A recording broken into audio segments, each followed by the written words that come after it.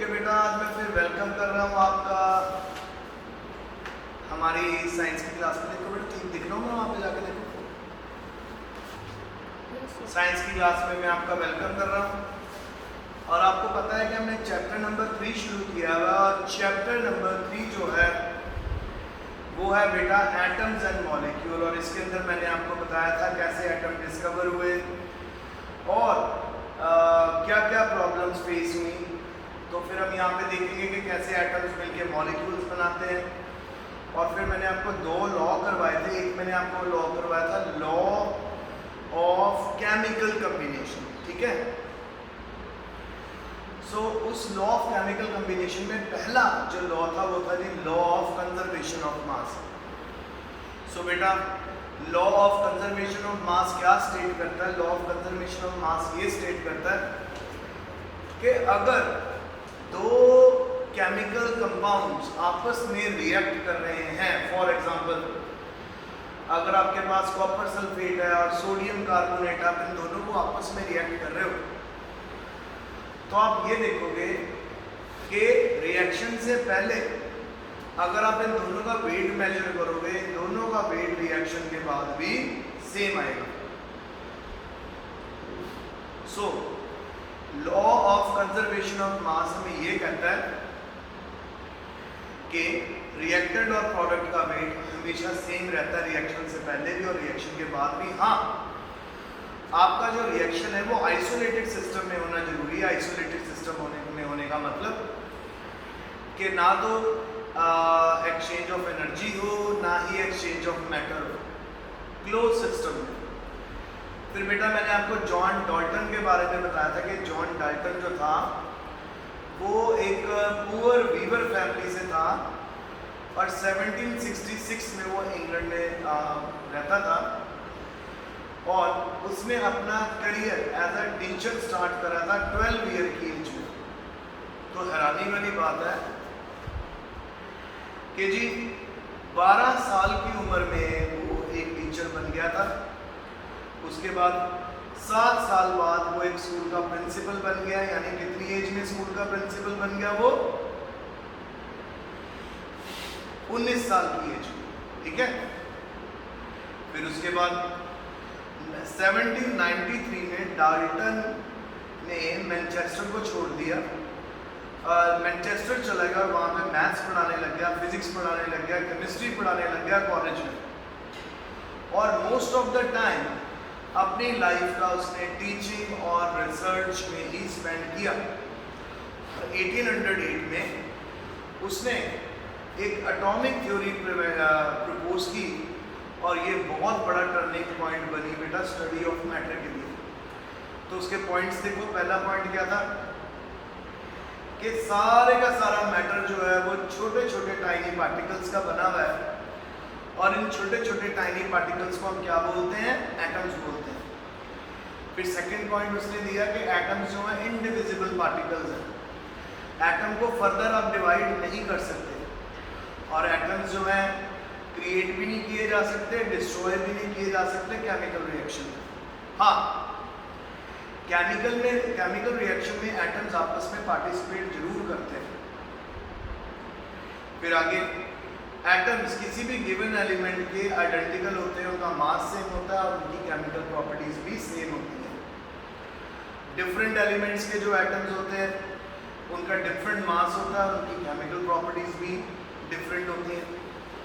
अब जैसे मैं आपसे बात करूं, अगर आप पीरियोडिक टेबल में देखो, सो बेटा राइट हैंड साइड पे आपको सारी मेटल्स मिलेंगी, सॉरी लेफ्ट हैंड साइड पे आपको सारी मेटल्स मिलेंगी और राइट हैंड साइड पे जब आप जाओगे तो आपको नॉन मेटल्स मिलेंगे। आपको मेटल्स की प्रॉपर्टीज पता है। मेटल्स जो होती हैं वो इलेक्ट्रॉन लूज करती हैं, नॉन मेटल्स जो होती हैं वो इलेक्ट्रॉन गेन करती हैं। और अगर और आपको बताएं, टोटल हमारे पास एक पीरियोडिक टेबल में 7 पीरियड्स होते हैं और 18 ग्रुप होते हैं बेटा। 7 पीरियड्स और 18 ग्रुप जो होते हैं उनमें से जो पहले जो 2 ग्रुप हैं वो अल्कली मेटल और अल्कलाइन अर्थ मेटल। उसके बाद ग्रुप नंबर 13 में थोड़े मेटालिक एलिमेंट आपको मिलेंगे, पर जैसे जैसे आप आगे बढ़ोगे 14, 15, 16 17 17 ग्रुप तो प्योर नॉन मेटल होएगा, ठीक है। फिर उसने क्या बताया कि जब भी एटम आपस में कंबाइन करते हैं वो हमेशा होल नंबर रेशियो में कंबाइन करते हैं, इनमें फ्रैक्शंस नहीं बनती। अच्छा, और किसी भी कंपाउंड में एटम्स का नंबर कांस्टेंट रहता है। जैसे कार्बन डाइऑक्साइड का फार्मूला है CO2, अगर हमारे इंडिया में उसको CO2 बोल रहे हैं उस फार्मूले को, फॉरेन में भी हर कंट्री में उसको CO2 ही बोलेंगे। इसी तरह अगर वाटर का फार्मूला है H2O तो वो भी सब जगह सेम ही होंगे। फिर उसके बाद हम बात करते हैं एटम के साइज के बारे में। बेटा जो एटम का साइज होता है बहुत छोटा होता है और इसके जो रेडियस को मेजर करते हैं नैनोमीटर में मेजर करते हैं, और एक नैनोमीटर जो होता है वो 1/10⁹ माइक्रोन्स के बराबर होता है। सो 1 माइक्रोन या 1 metre is equal to 10⁹ nanometre. फिर मॉडर्न डे सिंबल्स जो एटम्स के डिफरेंट एलिमेंट्स के, मैंने आपको बताया था कि सर्कल में अगर डॉट है तो वो हाइड्रोजन हो जाएगा, सर्कल को अगर शेड कर दिया तो वो कार्बन बन जाएगा, सर्कल को खाली छोड़ दिया तो वो ऑक्सीजन बन जाएगा। और फास्फोरस की अगर मैं आपसे बात करूं तो वो भी अगर आप ध्यान से देखोगे तो उसके अंदर आपको ट्रायंगल नजर आएगा। इसी तरह सल्फर की आपसे बात करूं, उसके अंदर आपको एक तरह से 4 टाइम्स सर्कल को डिवाइड किया गया। तो ये पुराने सिंबल थे जिनको बाद में इम्प्रूव कर दिया गया। फिर कुछ इंपॉर्टेंट बातें आपको एटम और उसके एलिमेंट और उनके सिंबल्स के बारे में बताना चाहता हूं कि कोई भी एलिमेंट का जो स्टार्टिंग लेटर होता है वो हमेशा कैपिटल होता है। अगर उसका सिंबल एक लेटर का बना हुआ है तो वो कैपिटल लेटर होगी। अगर उसका सिंबल एक से ज्यादा लेटर का बना हुआ है तो पहली लेटर कैपिटल होगी, बाकी जो लेटर्स होंगी वो स्मॉल होगी। जैसे कार्बन का कल्ला बड़ा सी, इसी तरह सोडियम में बड़ा N छोटा a, क्लोरीन में बड़ा C छोटा l। सो इस तरह से आयुर्वेद नेमिंग होती है। आपने कभी नहीं भूलना कि जब भी आप किसी भी एलिमेंट की आयुर्वेद नेमिंग कर रहे हो सो आपको याद रखना है कि जो उसका फर्स्ट लेटर होगा that will be capital letter, और जो सेकंड लेटर होगा that will be small letter. Fluorine हो गया तो फ्लोरीन में कल्ला F यूज करते हैं। कॉपर में एक C बड़ा है तो U छोटा है। नाइट्रोजन में कैपिटल N यूज करना है, ऑक्सीजन में कैपिटल O यूज करना है। इसी तरह सल्फर में कैपिटल S यूज करना है, जिंक में कैपिटल Z है और स्मॉल n यूज करना है। फिर बात आ जाती है कि हर एलिमेंट का एटॉमिक मास भी होता है। हर एलिमेंट का एटॉमिक मास भी होता है। सो जैसे हाइड्रोजन का एटॉमिक मास होता है 1, कार्बन का 12, नाइट्रोजन का 14, ऑक्सीजन का 16, सोडियम का 23, मैग्नीशियम का 24, सल्फर का 32, क्लोरीन का 35 या 35.5 और कैल्शियम का 40। सो इन मास नंबर्स को भी आपको याद रखना है। अब हमारे पास बात आ गई कि भी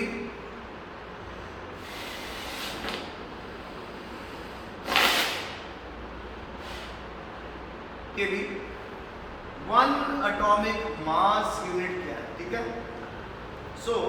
तो मास यूनिट की डेफिनेशन होती है, इसको AMU से भी रिप्रेजेंट करते हैं। तो कार्बन जब कंबाइन करता है 4/3 times this mass of oxygen, ठीक है। जो एटॉमिक मास यूनिट है उसको एब्रिविएटेड पहले किया गया था AMU से। तो आयुर्वेद रिकमेंडेशंस के अकॉर्डिंगली इसको हम स्मॉल u से डिफाइन करते हैं। तो इसकी डेफिनेशन है it is always equal to the mass of 1 carbon atom, ठीक है। हम इसका अगर आप कार्बन का एटॉमिक मास फाइंड आउट करोगे तो इट विल बी 1.0 u, ठीक है।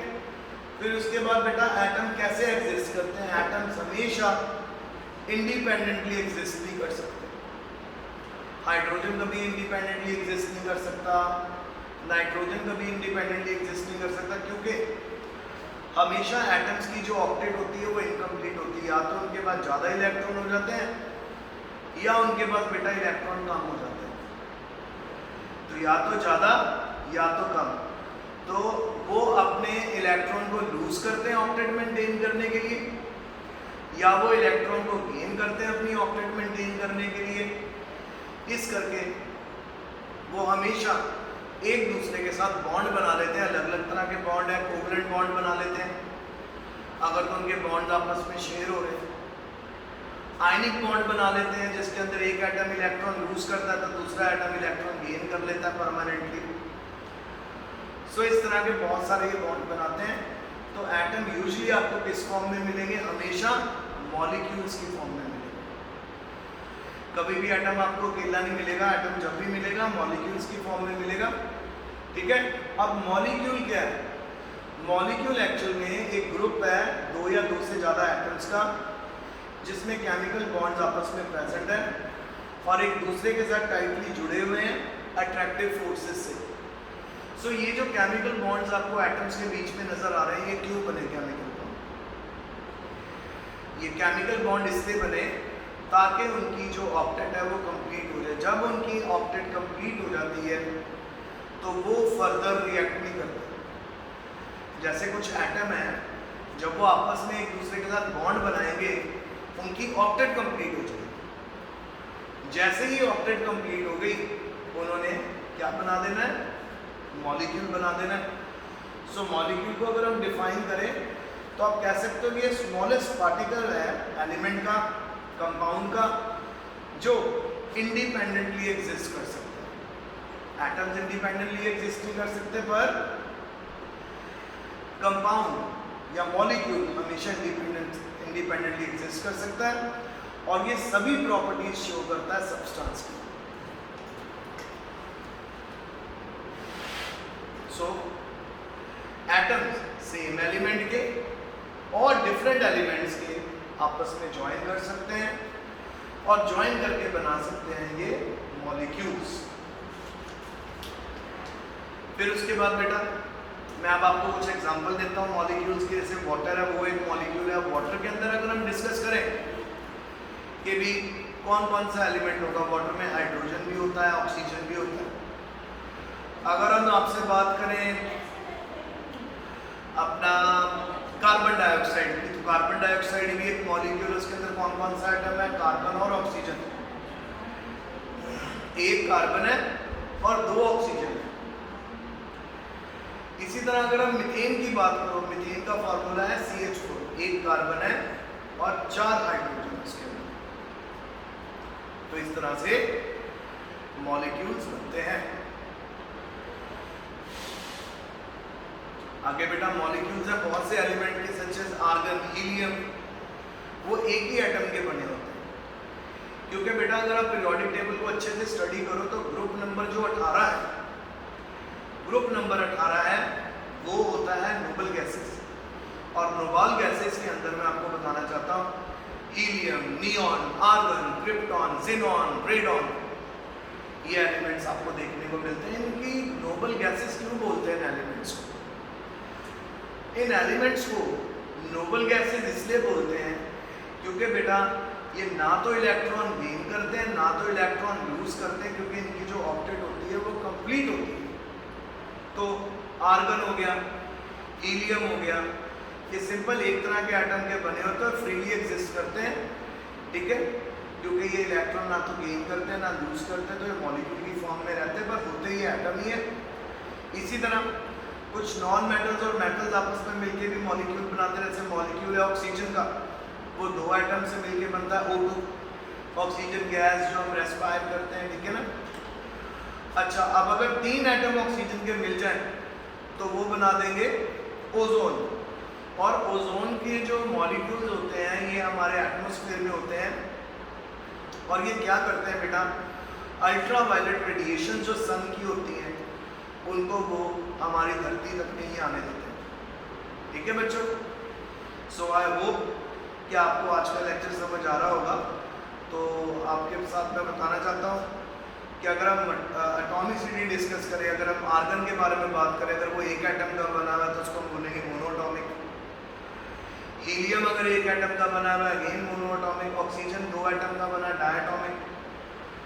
हाइड्रोजन 2 एटम का बना है, डायटोमिक, नाइट्रोजन 2 एटम का, डायटोमिक, क्लोरीन 2 एटम से बना है, डायटोमिक, फास्फोरस टेट्राटॉमिक, और सल्फर जो है बेटा वो हमारा है पॉलीएटॉमिक। सो बेटा ये आपका लेक्चर आज का है। होप आपको बहुत अच्छे से ये लेक्चर समझ आ गया होगा। If you have any difficulty I am always available. So बेटा अब क्योंकि आपके स्कूल स्टार्ट हो गया तो मैं आपको यही सजेस्ट करूँगा कि आप भी स्कूल में आएँ और आप और बच्चों की तरह हमारे साथ पढ़ें ताकि आप भी पढ़ाई में रेगुलर हो। सो 9th 10th 11th 12th के लिए बोर्ड की क्लासेस के लिए और नॉन बोर्ड क्लासेस के लिए स्कूल्स ओपन हो गए, क्योंकि ये वो क्लासेस हैं जो सोशल डिस्टेंसिंग मेंटेन कर सकती हैं। क्योंकि जब आप 9th में पहुंचते हो आपको इतनी नॉलेज तो हो ही जाती है कि आप कोरोना के जितने भी प्रोटोकॉल्स हैं उनको फॉलो करो और अपने आप को बचा के रख सको। तो हम यहाँ पे हमारे क्लासेस भी बड़ी बड़ी हैं तो आप दूर बैठ सकते हो। सो आई सजेस्ट यू कि कल से आप सभी बच्चे स्कूल हैं। तो आज का लेक्चर यहीं तक ही है, इसको अच्छे से रिवाइज करना। Stay home, stay safe, best of luck and study hard.